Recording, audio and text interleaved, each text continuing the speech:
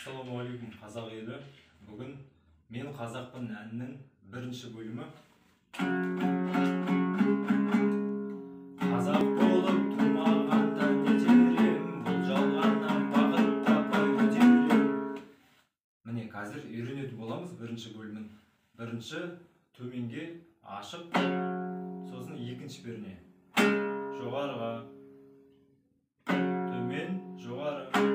Сосын үшінші перне төменге, екі жоғарыға. Сонда мынадай әуен шықты. Сосын үшінші пернені төмен, жоғары, төмен. Сосын үш төменге, бес жоғарыға, үш қайттан төменге. Сонда барлығын қосқан кезде мынадай әуен шықты. Сосын тағы осыны қайталаймыз. Осындай сөзмен айтатын болсаңыз: қазақ болып тумағанда не терем, бұл жалғаннан бақыт таппай өтерем. Осылай. Ал бірінші бөлім аяқталды.